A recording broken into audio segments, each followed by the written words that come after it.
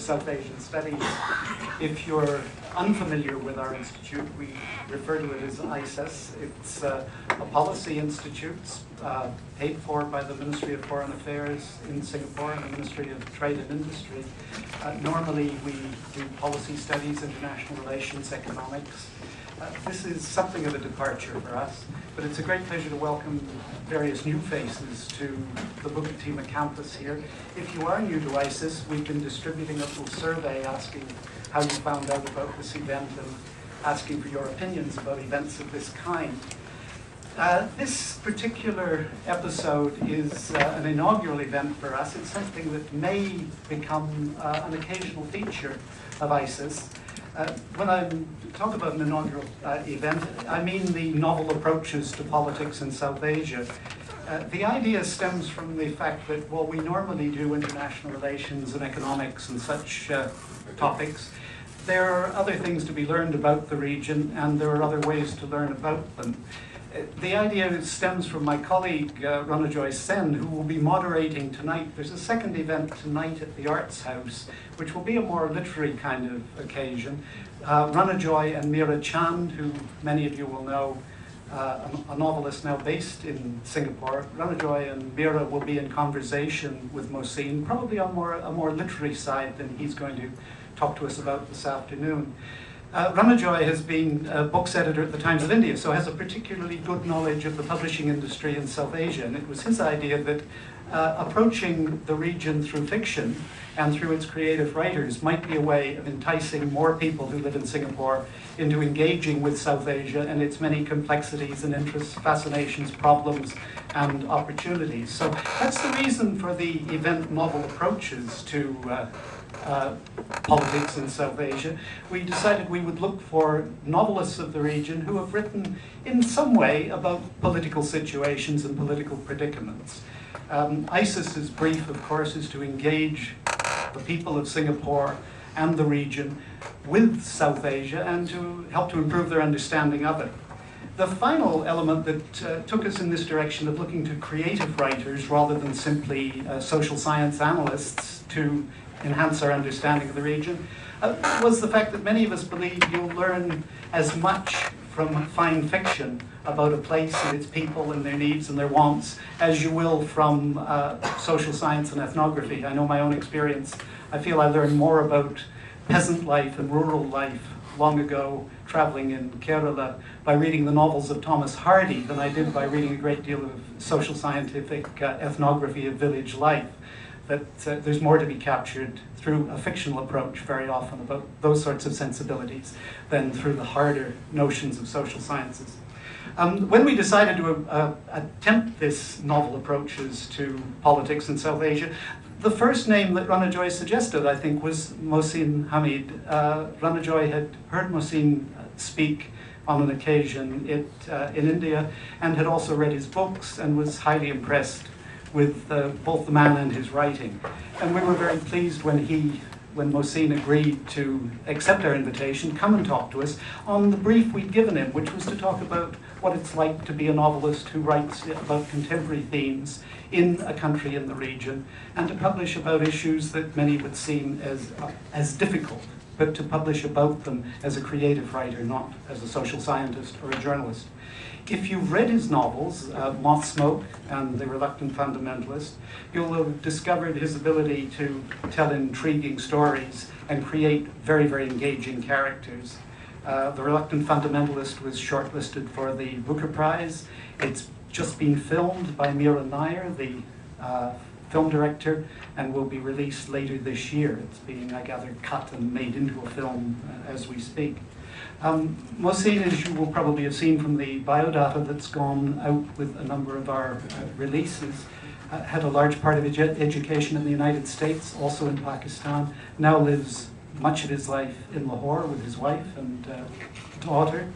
And we're very happy that Zara has been able to join us for these couple of days in Singapore. As well as being, I think, a fine novelist and a very engaging speaker, he had one other great merit for this particular project of ours, and that is he's thrown himself into it with great enthusiasm. He's accepted the spirit of the thing. He'll talk to you about what it means to write fiction about contemporary issues and politically charged topics in South Asia. And I think you'll find him an arresting speaker, and the topics he touches on and the keen observations he brings to them will provide us, I think, with new ways of thinking about South Asia and Pakistan, the condition of the citizens who live there, and the place of South Asia and its people in the world generally. And that, of course, goes a long way to meeting our ISAS brief. So I'll ask Mohsin to address us now. He'll speak for maybe 35, 40 minutes, and then there'll be a question and answer afterwards, and a cup of tea and some refreshments at the end of the afternoon.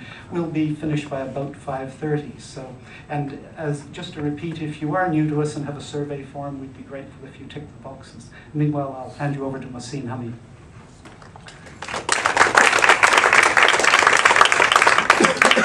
Thank you, Robin, and also Rona Joy and National Pursuit Singapore for having me here. It's a pleasure to be in Singapore. I've come back after about 20 years, and the place has changed, obviously. It's quite wonderful. I'm really enjoying being in Singapore. Just this week, I began tweeting. I sort of opened my Twitter account and then started up. So I've been heavily engaged with the 140-character form. So, this is my first foray back into the hour-long talk. If it ends ahead of time, you'll know why. I'd like to talk to you a little bit about myself, how I became a writer, and what I think about writing in politics, how novels work, and then about Pakistan, South Asia, freedom of expression. But we'll have plenty of time at the end, so I think hopefully we can get into some of the political issues in more depth in the Q&A also. I was born in Lahore, and I write in English, and there's a good reason for that, which is that Urdu was my first and my third language. It was my first language because when I started talking very early. Haven't really stopped. And I was 3 years old, a fluent Urdu speaker, when my father got into the PhD program at Stanford to study economics. So my father, mother, and I shipped off to Palo Alto, California.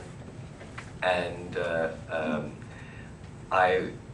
in the first week we were there, we were staying at in graduate student housing, which were these identical mid-20th century townhouses. In Escondido village, and my mother was in the house, and she heard crying and came to the front door and saw me standing in front of the neighbor's townhouse,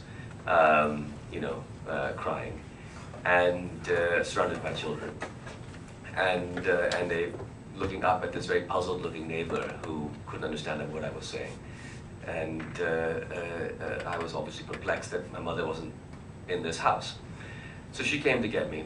And she saw this circle of kids around me, and one of them said to her, quote, "Is he retarded?"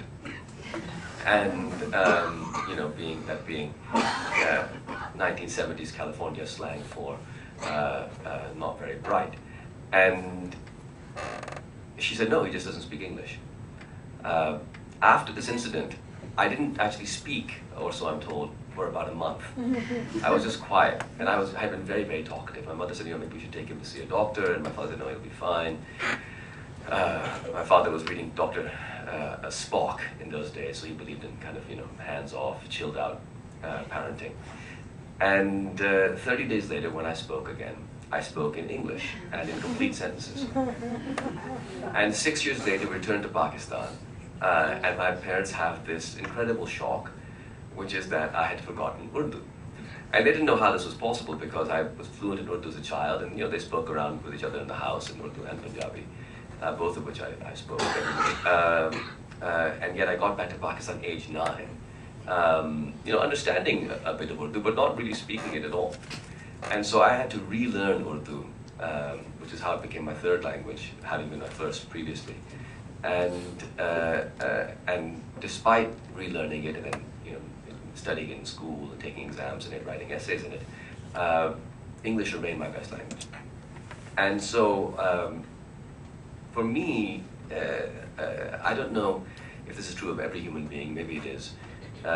There's a constant sense of two things. One is groping for the right way to express myself and never quite being sure that I've found it, which is something that novelists do all the time. And the other is that I think this experience of having had a language, lost a language, got it back, etc., fundamentally disoriented me in hopefully a good way. And the good way was that it was very difficult for me thereafter to accept that there was a particular right way or default way of looking at things. And so I've spent most of my life puzzled by sort of a single perspective. I always tend to think of what the other perspective is. And in Pakistan, this manifested itself when I first came back. My mother and I, we lived in my grandfather's house in a Pakistani extended family setup. And we just got back, and I looked around, and I said to my mother, are these people slaves? And she said, no, they're servants. But I still think the initial impression that I had was telling. And it's informed my writing ever since, this sort of half-shifted point of view. So given this early life, I was always an imaginative kid and used to, like all children, pretend that the lawn after a monsoon rain was actually an ocean, the bench was a boat, and I was the pirate captain, etc. And as a novelist, the difference between me and some other people is that I never stopped doing that. I do it professionally now. I make up worlds and imagine them and live in them. But it was not just, I think, escapism.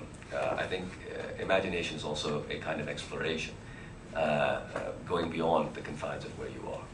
And when I was adolescent, I would do, one of my hobbies was, sounds a bit strange as I think back to it, but I used to love atlases. This is pre-Google era and pre-Google Earth era, and there were fantastic atlases that used to be quite expensive, sort of big, sort of National Geographic or whatever atlases, gorgeously rendered. And I used to love these things, and occasionally I'd get one for a birthday present. And I would look at these atlases and I would imagine these unmade, uncreated countries, little islands, Singapore size, with mountains that were high enough to have snow and beaches that were low enough to be tropical, and all sorts of people from all over the world living on them. And looking back, I think about these, young imaginings as a way to try to bring these different worlds back together, Pakistan and America that were physically so far apart. I never visited Pakistan during my 6 years in America, and only went to America once during the 9 years after moving back to Pakistan before I went to college in the States. And so imagination was an attempt, I think, partly to reunite these two ruptured worlds, but also to just think of how the world might be, other worlds might be. So I guess I was, fertile material for a creative writing course. And when I eventually found myself in one, which was in college in the States, I went to Princeton, I discovered pretty much immediately that writing fiction was something that I loved. And I had two, well, many teachers, but two really incredible professors who stayed with me. One was Toni Morrison, who went on to win the Nobel Prize a couple of years later. And I began the first draft of my first novel, Moth Smoke, in a creative writing course with Toni Morrison. And the thing I took away from that course was when Toni Morrison reads, she could read sort of the ingredients section of a cereal box. It sounds incredible. She's the greatest oral reader I've ever heard. And when she read my stuff, it sounded to me like, this could be pretty good. So I think I took away from that a sense that, why not? Maybe I could do this. I also took away from that the notion that writing was meant to be read aloud. And so in a typical day of work for me, I actually spend most of my time reading, pacing my room with a printout in my hands, just reading out loud. because I think that novels, although we, most of us, if you don't read in Braille, if you read normal text, most of us absorb novels through our eyes.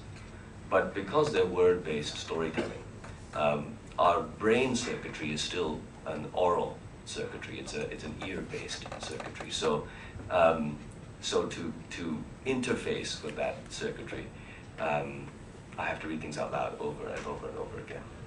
And the other teacher at Princeton who certainly left her mark on me was Joyce Carol Oates, who's a fantastic American writer. And she would pop up subsequently at different points in my career, sort of unknown to me almost. She offered a very generous blurb for my first book, Moth Smoke, after many years after I'd last seen her. And then I won an award some years later. It turned out Joyce Carol Oates had been on the panel. And so she had been, although she was quite a fierce creative writing teacher, I think she told people when she didn't think that they had potential. For those that she did think had potential, she's a sort of guardian angel figure off in the distance. I never really saw her much after that, but who keeps helping in nice, distant ways. And so I began my first novel, and it was called Moth Smoke, and it was, in a sense, a look at Pakistan, with eyes that were Pakistani, but had also been somewhat Americanized. And Moth Smoke tried to deal with things like corruption and rampant drug use. There's over 1 million heroin addicts in Pakistan, and there were almost none in 1980. The first Afghan war was financed in part by heroin money, and so Pakistan was flooded with heroin. And because Pakistan was allied to the US and had to clamp down on drug exports as sort of US aid conditionality, it wound up hitting the streets of Pakistan. So when I was growing up, this weaponization and heroinization of the big cities of Pakistan was underway. And that features in this novel. I also went to law school while I was working on it. Strangely, as a novelist, although not that strangely, other Pakistani novelists have also trained in law, and so I guess it's not that weird. I went to Harvard for law school, and I discovered about one semester in that I didn't really want to be a lawyer. And so in my final year of law school, I had a professor who said that, I told him, look, I don't really want to write a law dissertation, a law thesis for my JD. And he said, great, I don't really want to read one. And I said, well, how about if I submit this novel I'm working on, which tells these competing, contradictory narratives and attempts to arrive at the truth through that, and approximates the way in which litigation functions, adversarial litigation functions, where different stories claim to be true, and you have to sort of let them fight it out. And he said, that'll do. And so we agreed, and so this novel, Moth Smoke, became a trial and kept evolving. I'll actually just read to you very briefly from the initial trial scene of Moth Smoke. So for those of you who have no idea what the book is about, you get a feeling for how part of it works. You sit behind a high desk, wearing a black robe and a white wig, hastily powdered. The cast begins to enter, filing into this chamber of dim tube lights and slow-turning ceiling fans. Murad Badshah, the partner in crime, remorselessly large, staggeringly, stutteringly eloquent. Aurangzeb, the best friend, righteously treacherous, impeccably dressed, unfairly sexy. And radiant, moth-burning Mumtaz, wife, mother, and lover. 3 players in this trial of intimates, witnesses and liars all. They are pursued by a pair of hawk-faced men dressed in black and white, both forbidding, both hungry, but one tall and slender, the other short and fat. 2 reflections of the same soul in the cosmic house of mirrors, or uncanny coincidence. It is impossible to say. Their eyes flick about them, their lips silently voice oratories of power and emotion. To be human is to know them, to know what such beings are and must be. These 2 are lawyers.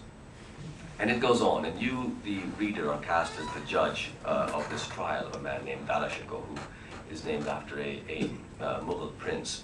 Moth Smoke, at least in terms of its naming conventions, purports to retell the trial of Dara Shikoh in contemporary Pakistan. Dara Shikoh was one of 4 sons of Emperor Shah Jahan, who was a Mughal emperor. he was the favorite son. And he had lived in Lahore and was a wine-drinking, poet and pantheist, and had translated the Upanishads into Farsi, and was much loved by his father, but also of the court, and in sort of imagined a very heterogeneous Mughal future. And he was arrayed against his other brothers because the Mughal system for determining the succession was what at McKinsey, where I used to work, we would call a meritocracy. And the way this meritocracy functioned was they would fight and kill each other, and the last one alive would become the emperor. And so this was the Mongol way. Genghis Khan had ascended in this fashion, and so did everybody else. So you wound up with a pretty strong and warlike figure as your leader. Dara Shikoh, unfortunately, was not that strong or warlike, so he was defeated by another brother whose name was Aurangzeb, who features in the novel, or the name features in the novel. Aurangzeb was a very interesting figure because this is the 1650s we're talking about. At this time, Aurangzeb was the least favored son and had been sent off by his father repeatedly to die. So first he went off to fight this campaign in the northwest, against the Afghans, with this, woefully outmatched army, but he had survived, acquitted himself well. Then he was sent down into Deccan to fight in the south of the Mughal Empire, once again against ruthless foes that were supposed to kill him, but he acquitted himself well and survived. And so by the time of the succession, he had this battle-hardened core of followers, and was quite simply a superb general. So he came back and took on the much larger armies of his brothers and won. The problem with this for Mughal India, of course, was that Aurangzeb, along this way, and he would write, which still exists, these wonderful letters, beautiful letters. They were very well educated, these princes. And so he would write to his father saying, Father, you've sent me to do this thing, all I desire is to be back in your presence, will you not invite me back home? And father would say, no, go fight there. And there was this poor child, child man, who apparently, at least in his letters, is gripped by a son's love and longing for home, and is never allowed to indulge it. And he continues just to purify himself, to become more and more martial, more and more Spartan in outlook. And when he eventually ascends to the throne, he brings to bear a sort of Muslim monocultural view, and he also rules for a very long time. And I think it's perhaps a combination of those two things that led to the incredible diverse place which was the Mughal Empire, declining and collapsing after his rule. So Moth Smoke explores that theme in the context of a young pot-smoking Lahore ex-banker who falls in love with his best friend's wife in 1997, Pakistan. And so it's a political novel, I suppose, because it deals with Pakistan against the backdrop of the nuclear test that took place in 1998, and also because it deals with some of the foundational images and myths of Pakistan and of the Mughal experience in South Asia. But it's also a love story and a look at contemporary society in Pakistan. When I finished Moth Smoke, I started to work on my second novel, and the second novel is called The Reluctant Fundamentalist, and that book I wrote a first draft of that was completed in July 2001. And it told the story of a young Muslim man working in corporate New York who decides that he is kind of like a janissary. The janissaries, for those of us who speak Urdu and Hindi, the roots are Jan, Nisar. In other words, they're the people who would sacrifice their lives willingly or give their lives willingly for the Ottoman Empire. They were young Christian boys, mostly Christian boys, who were orphaned in the Ottoman campaigns in southeastern Europe, today's Balkans. And they were brought into the empire as young children, trained as soldiers, becoming Muslim along the way. and emerged as a hyper-martial caste, an administrative caste, but primarily warriors who would run regions of the empire later on, and they fought to essentially against oftentimes the cultures and countries that they genetically descended from. And so this young man working in corporate New York at the turn of the millennium, the protagonist of what even then was called the Reluctant Fundamentalist, feels a bit like a contemporary Janissary. What is he doing in New York? And he grows a beard and he goes back to Pakistan. Religion doesn't appear in the novel then or now in the form of the main character. He's not religiously inclined. But a tribal identity, a sense of being a Muslim, of Muslims as a people, and Pakistanis as a people, very much features in the book. And I handed my agent a draft of this novel back in July 2001, and he said, I'm not sure I really buy it. Okay, he's a Muslim, but why does he feel this big tension with America? And it's enough for him to go back to Pakistan. And and then 2 months later, September 11th happened, and a respectful, period afterwards, my agent called me and said, that book you're working on about the Muslim in America. But of course, what had happened was my quiet little fable about this sort of tension that I had picked up on had been so overwhelmed by events that I didn't really know, what to do with it. And so for several years, I resolutely kept the novel set before September 11th. I didn't want it to be a work of journalism. I also didn't know how to tell it now that September 11th had happened, because I thought, the reader finishes reading and then they say, well, and then September 11th happened. So it wound up feeling like it was intended as a prologue to September 11th, which of course it wasn't, and which freighted the characters and the action of the novel in all sorts of unintended ways. So as I grappled with this thing, and my first book took 7 years, the second book was to take 7 years as well, I eventually came upon the form of the dramatic monologue, which is the way it's written now. I set the book around September 11th. It becomes a pivotal incident in the novel. And I chose a very different voice. It was originally written as a very stripped down third-person fable. I then tried to write it in a sort of American accented English so that it would sound a bit like John Grisham's The Firm. Young man goes to big company. You imagine sort of Tom Cruise, but he's Pakistani. And he winds up discovering as he works there that things are not as he had thought they would be. But that didn't work, and so eventually I came upon the form of the novel now. I'll just read you a little passage from the very beginning of The Reluctant Fundamentalist. I'm just looking to see how I'm doing for time. Okay, so this is how the novel begins. Excuse me, sir, but may I be of assistance? Ah, I see I have alarmed you. Do not be frightened by my beard. I am a lover of America. I noticed that you were looking for something. More than looking, in fact, you seem to be on a mission.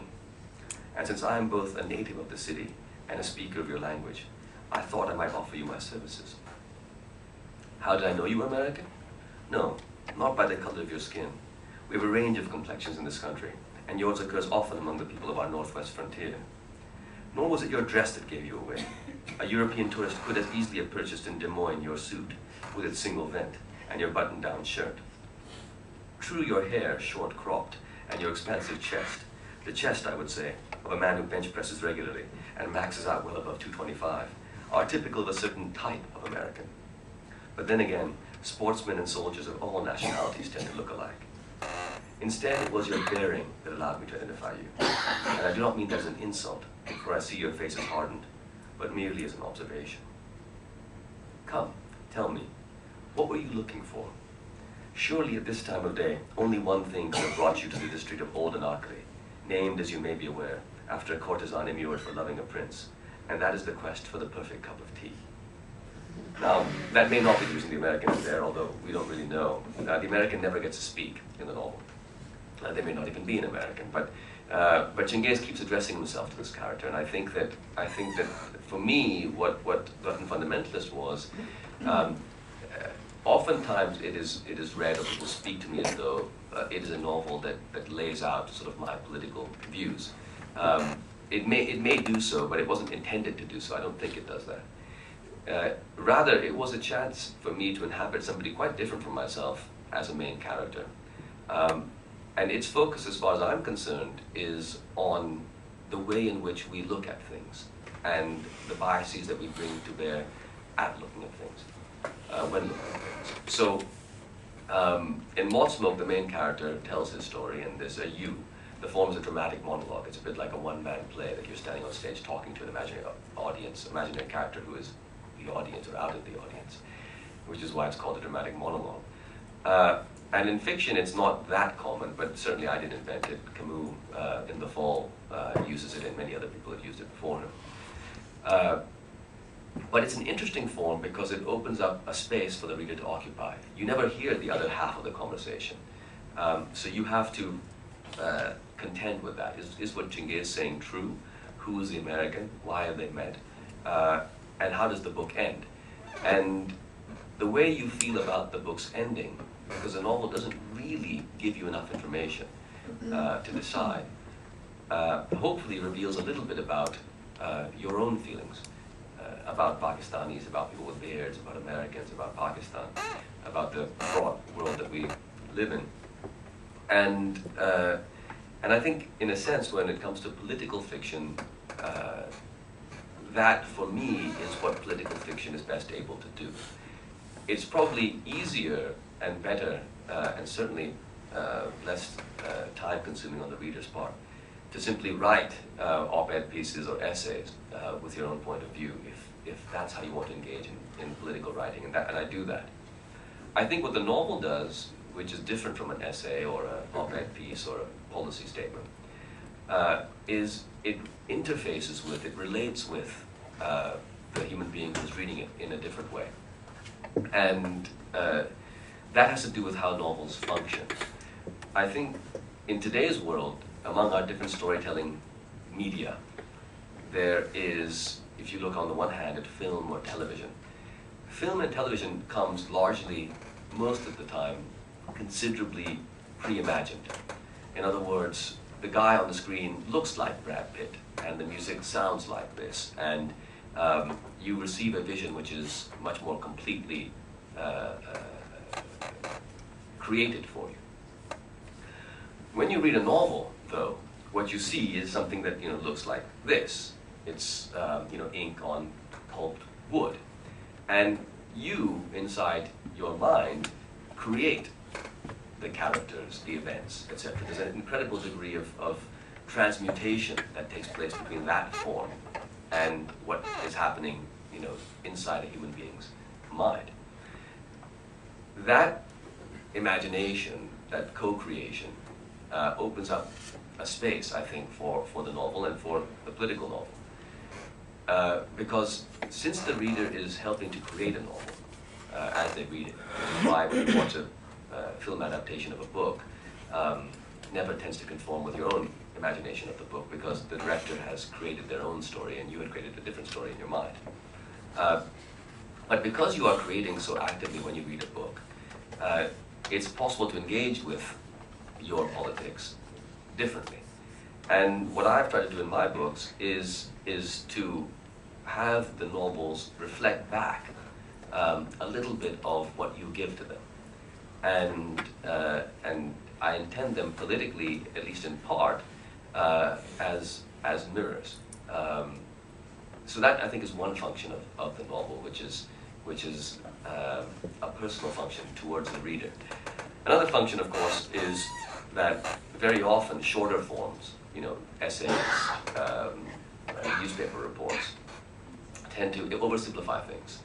The headline is never, today in Pakistan, 180 million people lived their lives pretty much as normal, and there were 1.8, 100,000 births and 68,000 deaths. Of those, so many were heart attacks, and so many were just, by old age or whatever. The headline is 10 dead in Karachi bomb blast. Now, that is not false. There were 10 dead, let's say, in the Karachi bomb blast. But it is, it's a big shift of emphasis, and in aggregate, when that tends to happen over and over again, it winds up oversimplifying things. And so I think part of the function of the political novel and novel generally is to recomplicate what has been oversimplified. To take these notions that have been so distilled, Pakistan cast as a character that will frighten you in ongoing horror film franchises, Fox News 1, Fox News 2, Fox News 3, like Halloween or Friday the 13th. And here comes Pakistan, with its loose nukes and Taliban.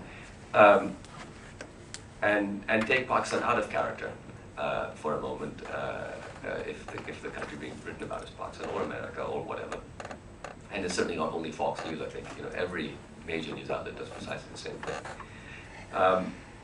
And reach out differently, because when we our sort of reason is a very good way to approach oversimplified material.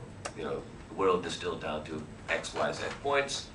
Logic applied to X, Y, Z points yields position, your political position or anybody's political position. Of course, that starts with distilling the world down to the few relevant points. I think differently, if you look at the world as a very complex and complicated place, and if you think that a certain degree of violence is done to the reality of what the world is, when we oversimplify it like that, and then if you recomplicate it and say, okay, actually the world is full of people, and here are some of them, although imaginary, possible characters, you force people back to a different skill, sense, aptitude that human beings have, which is empathy. So in other words, imagining what it is to be somebody who's not yourself. The Pakistani imagining being Indian, the Palestinian imagining being Israeli, the reader imagining being this character, black, young, old, whatever, female, gay. And we have an incredible capacity to engage in empathy. And I think that's actually where the political novel can be at its strongest, in transporting it into other people's skins, and having been there for 10 or 12 or 20 hours, emerging from that experience thinking slightly differently or feeling slightly differently about other people. So that's all I'll say about politics and novel for now. I think I'll quickly turn over to the Q&A, but I'll just say a few things about Pakistan, particularly given the context that we're in here at the National University of Singapore. Where to start on Pakistan? There are so many things. There are so many things to talk about. I tend to see a few interesting developments that perhaps don't get spoken about as much as they should, which I'd like to just touch on briefly. One of them is, of course, the fact that Pakistan is itself an incredibly diverse country. So Pakistan is, a land of many languages, many religions, many subgroups within religions, varied geography, urban people, rural people, people in arid areas, people in greener areas, people living in the mountains, people without electricity, people with 50 megabit per second broadband. I mean, it's all kinds of people. And that, I think, creates certain dynamics in the country. Very often when people think about why was Pakistan made, why does Pakistan exist, what is Pakistan's purpose, the answer that is usually given is it was created as a homeland for the Muslims of India, which of course, if you listen to the speeches given by people who are intimately involved with Pakistan's creation, is undoubtedly true. But Pakistan also embodies something slightly different. In other words, the events that led to Pakistan were also a cry for minority rights inside the very diverse entity that was pre-independence India and is still India and Pakistan today, both of which are very diverse. And that aspect of Pakistan, a place that was founded for minorities, is something which Pakistan has not lived up to particularly well since, but to me remains the fundamental challenge and promise of the country. Because what you have in Pakistan today, whether you look at the violent situation in Pakistani Balochistan, or if you look at Sunni Shia sectarian killings, or if you look at the attacks on, acid attacks on women by men, or all sorts of developments that get quite a bit of international press attention. Very often they relate to people with less power encountering people with more power, often from some visibly or easily identifiable different groups. And because Pakistan is such a diverse country, where you do have models sort of strutting their stuff on runways, as well as areas where women are in complete burqa and banned from going to school. The fundamental task, it seems to me, for a country like Pakistan is, since neither of these worldviews, or none of these hundreds of different, thousands of different, perhaps 180 million different worldviews, one for every Pakistani, the fundamental challenge is, how do you create a country where all of these people can live together? Now, geographic separation doesn't work very well because almost all of the Pakistani provinces are themselves very diverse. Sindh has no real majority, Sindhis, Urdu speakers, etc. Balochistan doesn't really either. There are lots of Pashtuns in Balochistan, there are lots of Baloch, Makranis, there are Punjabis, Hazaras. So each of the provinces faces a mini Pakistan diversity, which is just as problematic, potentially, as the overall diversity of Pakistan. And none of them can be separated quite easily without and slip free of this thing.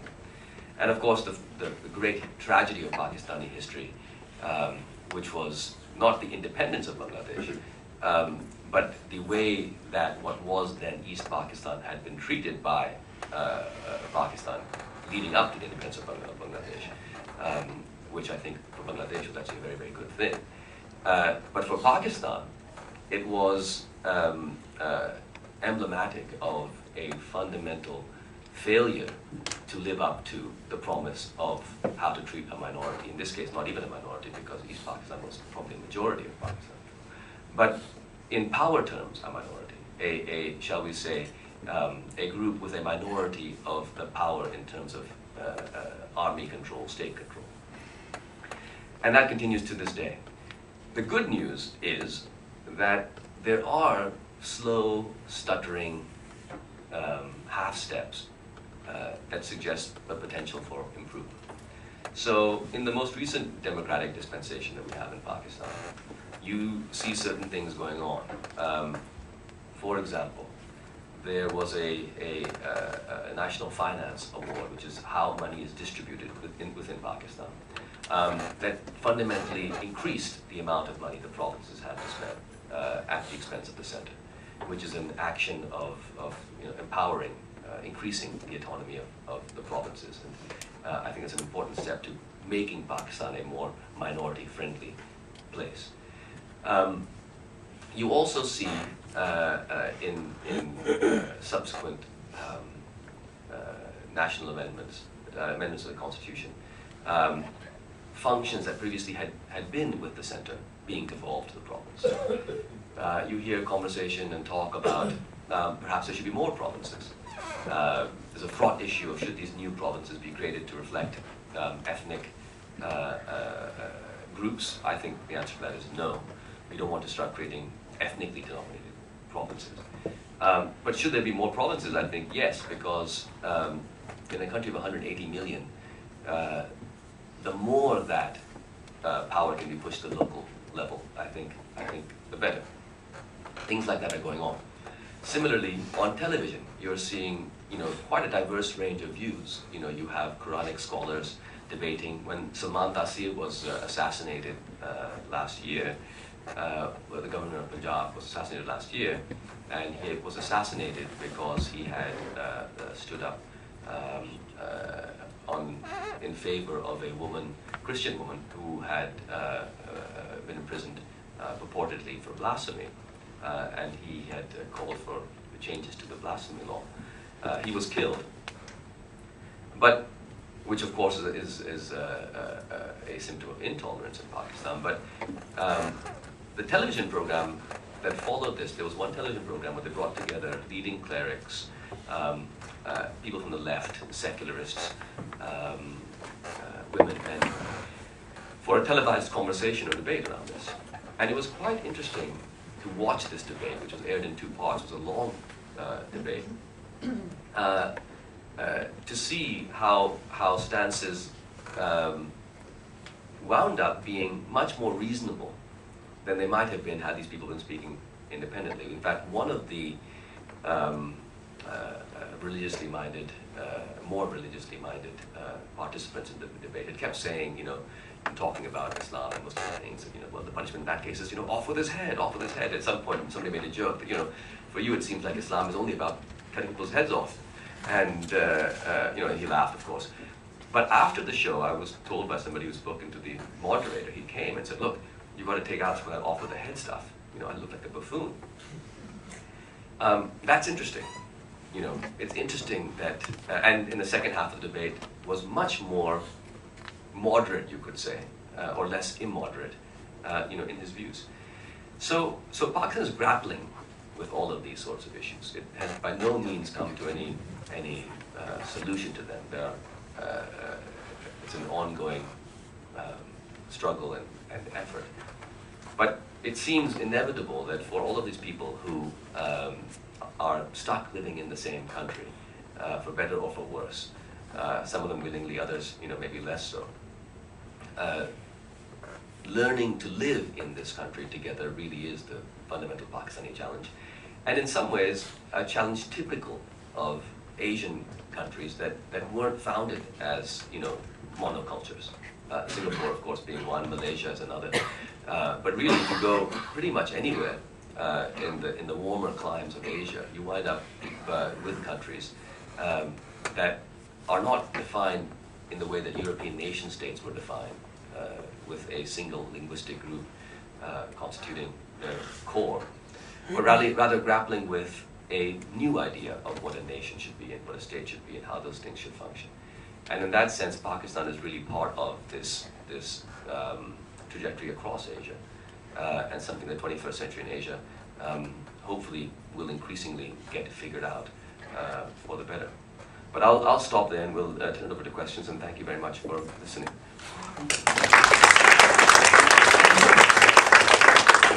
We've got about 20 or 25 minutes for questions. There's a tradition here where we take them in groups of 3 to allow the questioner to have allow the answerer to have a little bit of time to think about them. But yes, we're open for questions or short comments. All are welcome.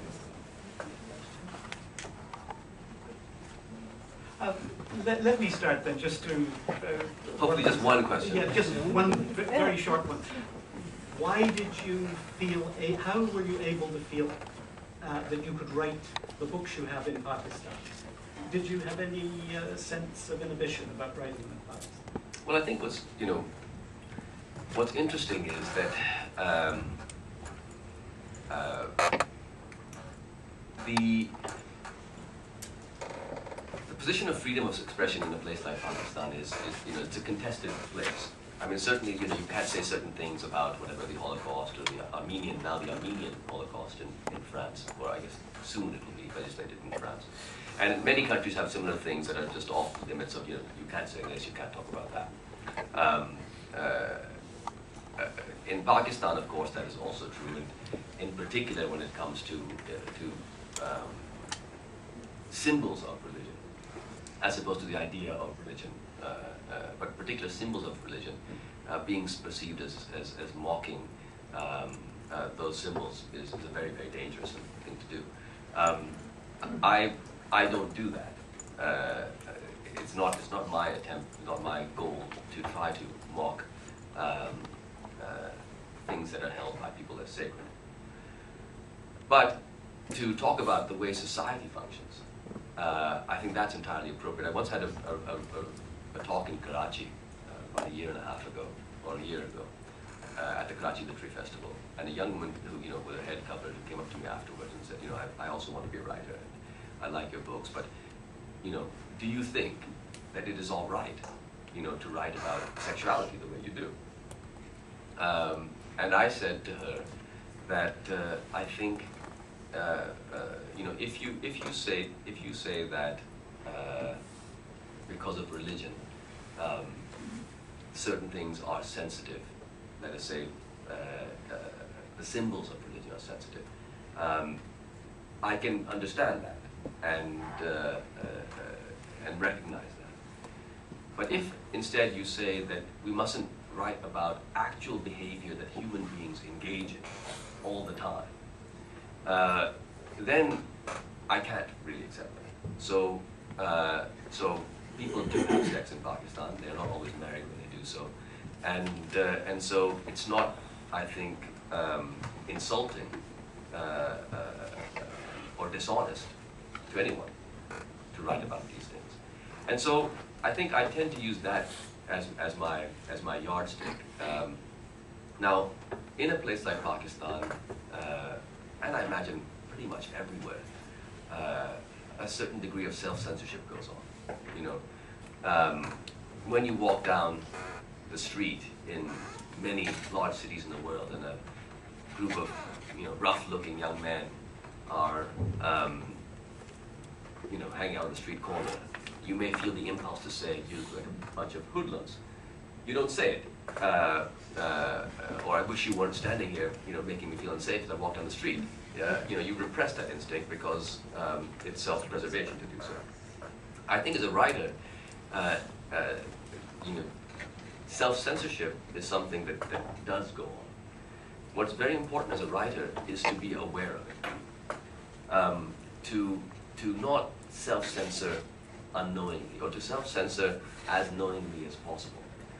Otherwise, what happens is, for example, what you saw happening in the United States after September 11th, that a collective sense of self-censorship took place, in the American media, where certain things that were viewed as unpatriotic didn't get said. But it was done unknowingly. It wasn't that you got the sense in the newspapers that people were saying, this whole patriotism thing is kind of bogus. We wish we could say the Iraq war is totally insane, but we're not saying so because you guys are very patriotic and will get shut down. Instead, what you had was just this kind of, there's nothing wrong with it. This is we must serve the country, that kind of a thing. For me, that's very dangerous, self-censorship. So I think as a writer, what's more important is to be aware of why you are censoring yourself, how you are censoring yourself, so it doesn't distort what you have to say.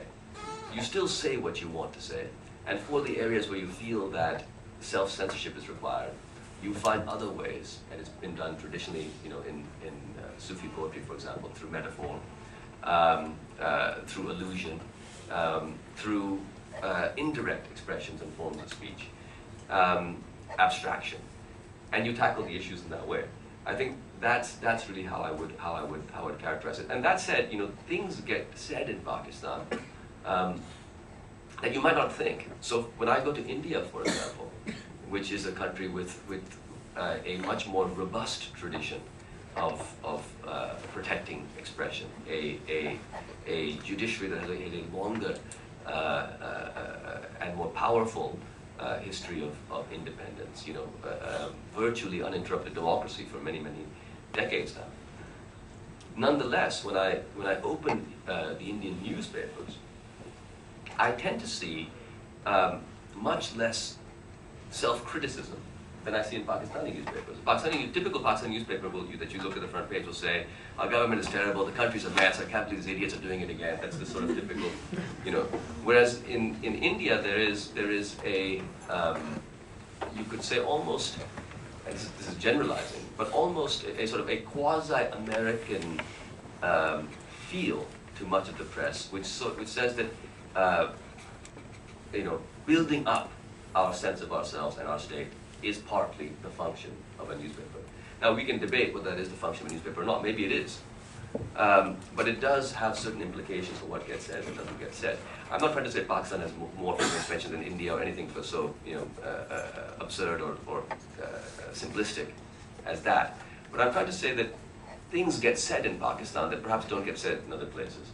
And things get said in Pakistan that maybe you don't imagine would get said in Pakistan.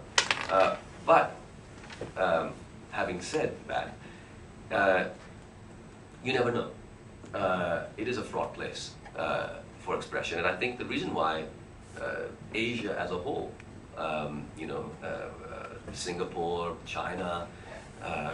Pakistan, as we've recently seen at the Jaipur Literature Festival, even India, why freedom of expression is constrained to different degrees and in different ways in most of our countries, is because words matter.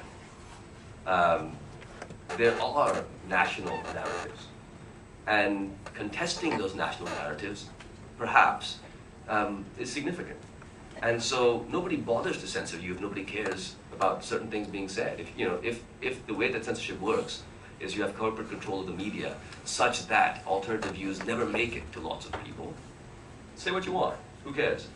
If that is not in place, and controversial views could reach lots of people and stir things up, and your political system is not designed to marginalize all these sorts of strange points of view, then maybe you don't want those things said in the first place. And so I think paradoxically, countries where freedom of expression is under threat oftentimes are also countries where what is said really matters. And so that's an encouragement, I think, to writers to find ways to say, or to say if not those things, those ideas that otherwise are trying to be repressed. Well, just to congratulate you, Hamid, on an excellent presentation, I think, very informative. I just wanted to share something with you. In my teens, I was a Pakistani. I was a Pakistani much of my teens. In 71, broke away, as you said, in Bangladesh. Thereafter, went down under for university education, Australia, lived in Europe. It was necessary for me to imbibe French, German culture, language, etc. Then live in America, finally passed here. In course of this long life of living in various spaces, imbibing different cultures, etc., I naturally tended to lose a sense of identity with anyone. I mean, it's a long time since I've been a sort of a regular Sunni Muslim walking the streets of Narkali in Lahore. In your case also, the experience was somewhat similar. I mean, exposed to Western learning, etc. But would Urdu indigenous writer in Pakistan today look at society much the same way as you did? Would he, or for example, would his hero be Aurangzeb rather than Dara Shikoh? Because he would bring a different value system in judging characters. To him, Aurangzeb would be the more favorite than the secular wine drinking, Dara Shikoh. I think it's interesting. I, of course, can't speak for anybody else, and I don't know what the person that you imagine what that person might say. But certainly, to your point, well, maybe the best thing is to tell you a story. I was on the jury for this year's National College of Arts film thesis. So they have a film program at the National College of Arts, and the fourth-year students, undergraduate students, produce short films of about roughly 20 minutes in length, and I watched them. And among those films was a short film by an Urdu-speaking, or Urdu medium educated. In other words, his schooling had been in Urdu, and Urdu was the language in which he presented his film and most comfortable speaking about it. A student from a not particularly privileged background, because the National College of Arts, unlike many of the Pakistani universities, is funded by the government and has quotas from all over the country, so you wind up with a pretty representative group of Pakistanis, except for the fact they're underrepresented, of course, in wanting to study art, but in terms of where they come from, and they're very talented, but in terms of where they come from, and socioeconomically, they're quite as representative as a university in Pakistan can be. And this young man had done a film that was called West Pakistan Hardware. And the reason he did this film, and this is a young man who wasn't born in 1971. He's 22, I assume, now. So must have been born in 1990. And this film was it was inspired by the fact that he was walking by near Narkali, where you once wandered, and he saw this sign up called West Pakistan Hardware. Now, there's been no West Pakistan for 41 years. So he imagined a story behind this. And the story that he imagined was there was a young man who, was, as a young man, a man had come to Lahore from then East Pakistan and created West Pakistan hardware. And the short film takes place after a storm when the sign has fallen down. And there's this thing of, what is this sign, and maybe we should change the sign and whatever, but he wants to still say West Pakistan hardware, because some people could say it's just called West Pakistan hardware because the sign hasn't been changed in 42 years. So the dilemma is, the sign has fallen down, what do we do? Do we put the same sign up, or do we get a new sign? Anyway, and through flashback and whatever else and walking around the city, we encounter a young man who had come to what was then West Pakistan, and many people of Bengali origin lived in Lahore, and clearly some still do. And this man's protagonist was one of them, and he had chosen not to go back. And we see through the series of letters, in Bangla, with Urdu subtitles, his correspondence with his family, as the incredible violence that was the precursor to and the actual events of the war of 1971 took place, and the horrors and atrocities that are going on. And we see a man who is an immigrant, who in some ways, to my mind, is a lot like my character Genghis, who's living in America as the war of September 11th takes place and the war in Afghanistan and all these things unfold. Who, unlike Genghis, decides to stay in America, which most of my friends in America did do. They didn't mostly move back to Pakistan. But felt this very strange thing that I'm an American now, but yet I'm not that happy with what America is doing in Iraq or Pakistan or Afghanistan or whatever. And he goes to a similar thing. But he stays. And he stays in Lahore. He's a Lahori now. And also, it's unclear in the film what happens to his family. Perhaps those he loved are all dead now.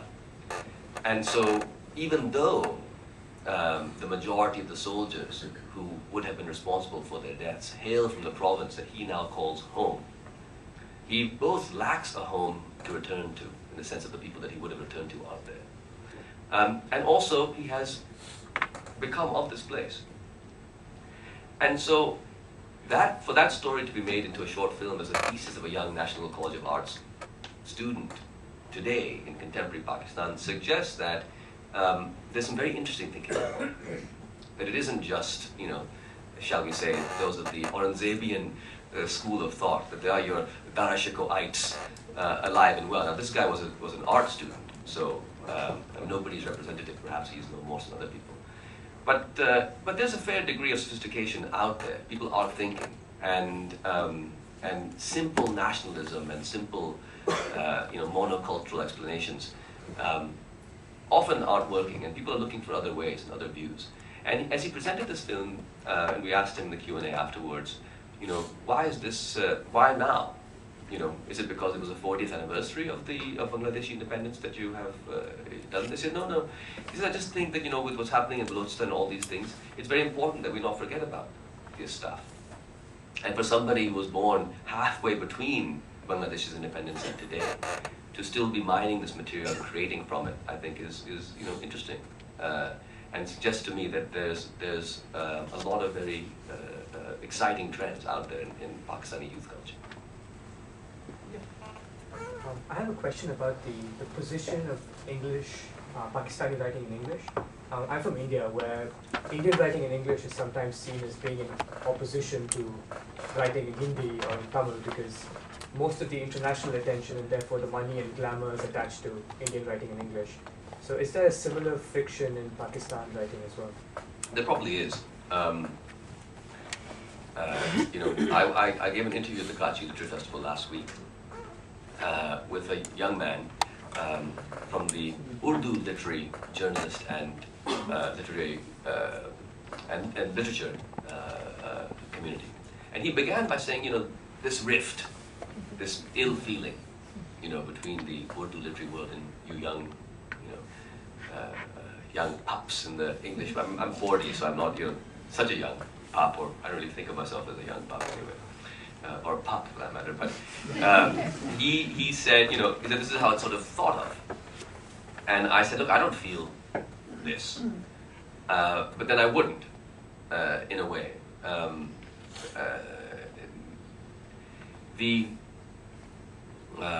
It comes down to a few different things. First of all, money.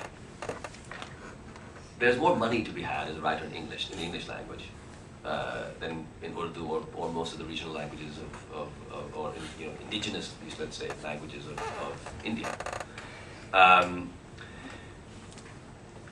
And this is because you can be published internationally much more easily. So you find a global audience. So, if literature is about money earned, then there's something very unfair that goes on. But hopefully that's not what literature is about. Although for a writer to survive, of course, you have to make a living, and therefore it matters. But that's nothing specific to me as a writer. Then there is sort of a classist charge that people who write in English are better off than people who write in Urdu. And that may well be true, because in Pakistan, schools that have English as the medium of instruction generally are attended by better off people than schools that have Urdu as the medium of instruction. So certainly that charge carries. But that said, there are Pakistani English language writers who don't come from upper middle class or wealthy backgrounds, and increasingly so. And then there's the issue of, is it any good? Are you just writing stuff the world wants to read about Pakistan? Are you basically mining this? You're basically trying to give them what they want, which is paired with the other thing, which is you making us look bad. And so I think there it comes down to the fact that it is not the function of the novelist, I think, to serve as propagandist for the nation. If that is what your novelists are doing, you're probably very, very poor in literature. I was once, in the presence of a very well-known Indian writer who said to me inclusively, and I was a younger writer and he was a more senior writer and very established at the time, that that the great writing of the 21st century will come from us desis. And on the one hand, I thought, in school you didn't just say Indians, because at that time there weren't really a lot of Pakistani writers that most people had read. It was inclusive of him to include me by using desi as opposed to Indian as his term.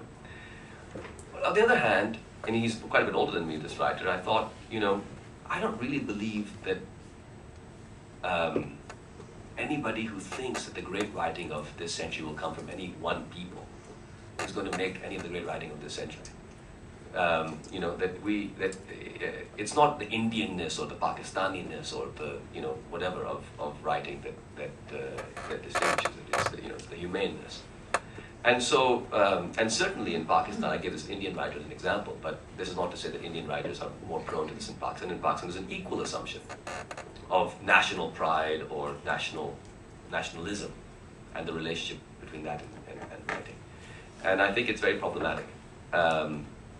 And so one thing which you see layered into this Urdu-English debate is oftentimes, because so much of the journalism in Urdu is in Urdu, and despite what I said earlier about much Pakistani journalism being very critical, much Pakistani journalism, and particularly in some of the Urdu papers, is very overtly nationalistic. And so there's a tension between that Urdu language writing tradition that is nationalistic. Not that Urdu language writing it isn't at all, but in the journalistic community, certainly parts of it is, and in English as well, there are nationalistic tendencies. That does come into conflict with these novelists who make Pakistan look bad, which I don't think Pakistani novelists do. In fact, I think a country that has novelists that write things that people wouldn't expect to see written from a country make a country paradoxically look good, even if what they're writing about is bad. But that may be one level of twist too far. But I think that what it really comes down to is that it's hard to believe in our cultures that people get where they have gotten on merit. And so the instinctive feeling is you got there through sifarish. You got there by knowing somebody. Somebody helped you out. Somebody from your group or your whatever. And in that sense, it's entirely reasonable to say, well, the English-speaking worldwide community is a giant clan. And you belong to that clan. And so therefore, they pick your English language books. And I have to say, in that sense, they're right. Maybe we English-speaking people around the world, we do have access to power given by sharing this language. And maybe it is unfair that it works that way, but it's beyond my control to really influence that, so, or directly anyway, so I just live with it. Yes. I have a question about your first novel, The Moth Smoke. What brings you to the inspiration of Darashikoh? Did the story of Darashikoh brought inspiration to the novel, or vice versa? Can you take that? We'll take a couple more, just so that other people take one there and one over there. So, can you remember the Darashikoh? I'll note it down. And then we'll get number 2. Okay, I'm from India, and obviously my views are going to sound like a little bit of a generalization, but responding to your statements of the English speaking versus the non-English speaking, and also the newspapers in India being more jingoistic, and the English, at least the English journalism being more sort of cutting to the truth more often in Pakistan. Do you think there is a sense of, this is what many of my friends feel, that there is a sense of, there is a lot of elitism in Pakistan, which is probably not there so much. India is a much more middle class country, and maybe that reflects in a sort of dumbing down of the journalism. Or would you have something to say to that? Let me just get the third. Oh my goodness. Can we do 2? Okay, do 2. We'll get yours. Quite different. Yeah, then so, okay. Let me take that one first because it's fresh and it's a longer question, and that one I've written that down, the first question already. I think that as an outsider, I spent a month in India in November. I'm not Indian. I visited for Aman Ki Asha a year ago, and 2 years ago, and for the Jaipur Festival last year. So I've been 3 times in the last couple of years. I think on this point that India is more of a middle class place and therefore less elitist than Pakistan. That may be true, but I tend to feel that the 2 things are increasingly unrelated. That Indian elitism, it seems to me, is becoming a middle-class phenomenon. That actually, in a sense, India and Pakistan are becoming more similar. Because I feel, as an outsider, that India actually is becoming more elitist, not less. That as it leaves, what is now sort of looked back to as the horrors of Nehruvian growth rates and whatnot. It has also moved somewhat away from the central notion of equality that animated the first few decades of Indian cultural discourse. Now, whether that was deliberate or this wasn't deliberate, I don't know. But the idea that I made it, I've got it, you don't, tough luck, that certainly feels alive and well in today's India. And the fact that it is a middle-class phenomenon doesn't allow it to escape from the charge of elitism, because the middle class is an Indian elite. Maybe it's the most important Indian elite. And so in the case of Pakistan, which is a long tradition of elite rule, maybe we didn't need to evolve some of the discourse that India is now evolving because we've been elitist for longer. But I don't think that the difference is as stark as maybe you've put forth. I think instead what's happening is something quite interesting. That because of the religiously militant challenge to the state's perceived elitism, Pakistan is grappling very seriously with the issue of state legitimacy and with the issue of whether or not the country represents the people living in it. And so in some senses, perhaps it's moving in directions for the better. I mean, I don't want to see legal changes based on, that challenge to the state, marginalizing minorities or whatever else. But there's a response to it. In India's case, though, I think it's, in a sense, I would say your characterization of India as a less elitist place, Pakistan as a more elitist place, from a power structure point of view, probably does describe the two countries, let's say, 20 or 30 years ago. Since then, their relative movements have been in opposite direction, in my opinion. the Pakistani state's response to the violent challenge that it faces has been to look at how to de-elitify itself, to achieve greater legitimacy for itself, to move beyond institutions such as the army or whatever else as ways of enforcing power, and looking at how do we actually build the networks that will allow people to believe that the state is their state. And India, I think, has moved somewhat away from that direction. I think that in India, there has been an incredible boom, which has benefited, many, many millions of people. No doubt about it, absolutely. And as a neighbor of India, I'm thrilled by the progress that India has made. And I hope that soon India and Pakistan can be trading freely and both share in that. But I do get the sense that when you see in a poor country the kind of inflation that is being tolerated in India, you are witnessing, and it's an inflation born of policy choices. It's not just some big, autonomous shock that's hit India that's brought inflation to India. You're talking about a state which controlled inflation quite well for most of its history, is now choosing not to do so, with dramatic implications on the quality of life of its poor. And you have to ask a question, which is, what has happened that is allowing the state to be less responsive to the desires of its majority than before? So this is a way of saying that India and Pakistan, I think, weirdly, are more similar than people often give them credit for being. And Darashu? Oh, sorry, yes, first question. Darashico first, or the book first. In this case, in the chicken and egg, did Darashico come first or the book? The idea for the story came first and Darashico came second. But Darashico came early. I first began to consider this naming for the characters in the novel when I was at this giant library in Harvard, just reading up on Mughal history, and came across, among other things, the Alamgir Nama and the reports by Niccolo Manucci of his time, an Italian adventurer of his time in the court, Mughal courts. And he had been with Darashico, and then when Darashico died, he was with Aurangzeb. And at that time, I found the story very interesting, and I was fascinated by it, and I began to layer it into the book. So the basic story came first. The idea of this metaphor came second, but of course changed the basic story. And then the trial as a way to tell it came even later than that. I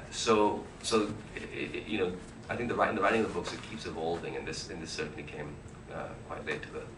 Well, not quite late. It came after the beginning of the process. We'll take one more, and then we must close. Yes, please. Yeah, I'm very curious about your experience as a writer. I'd just like to ask, what is your daily experience with your characters like? With my characters? Yeah. As opposed to the daily experience of writing? Yeah, with your characters. Ooh, well,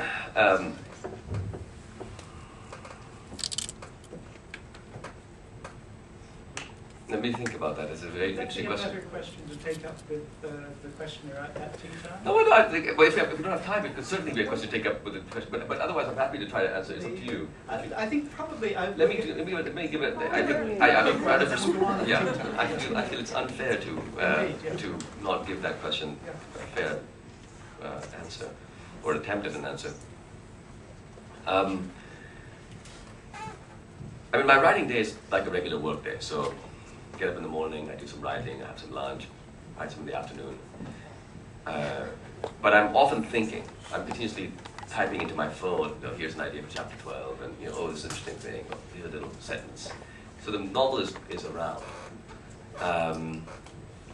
And as far as the characters are concerned, they're also evolving in there. But my relationship with them isn't so much like. I'm not relating to the characters so much as I would that there's a group of people I know and I have to go and hang out with them. I think rather, in a way, my relationship to them is a bit more like the relationship between an actor and a role that they have to play, or that they're playing. So if you are playing Hamlet, or one of the guys in The Hangover or whatever it is, to give you two similar works. As an actor, you have to become that person. And as a writer, that's my job as well when I write about somebody. And normally the way I approach that question, if you're an actor, you think, how do they walk, how do they move, how do they hold their body, what physically, who is this person, what is their backstory, etc. And as a writer, it's what do they sound like? So when they speak, what words do they use? What accent do they have? And so I begin to imagine them speaking, which is going to sound, like somebody you don't want to be sitting next to you in the subway, muttering to himself in strange voices. But it's imagining being these other characters, and they're always there, and I'm struck by things. I was on the flight from Bangkok to Singapore, and I read something along the way, and I suddenly had this thing where I really have to change something in the life of one of the characters in my book I'm working on right now. So basically, the way that I relate to the characters is I'm trying to imagine what it feels like to be them. And as I live my day in my life and I do it more with each character, that changes and it continually evolves. And I don't really put them down and let go of them until the book is published. And then at that point, they're gone. The characters in Moth Smoke and whatever, people will sometimes see me now and speak to me about them as though they're almost real people, because when you read a story for the time, it feels like the character is real.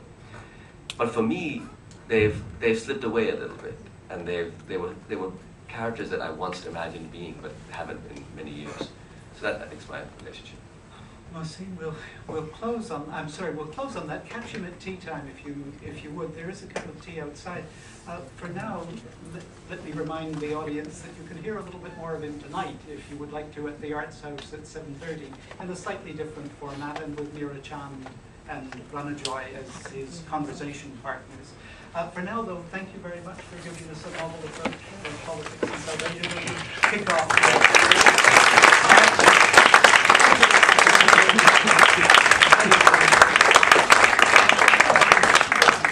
And there is a cup of tea outside. Thank you very much for coming. If you filled out our survey, please leave it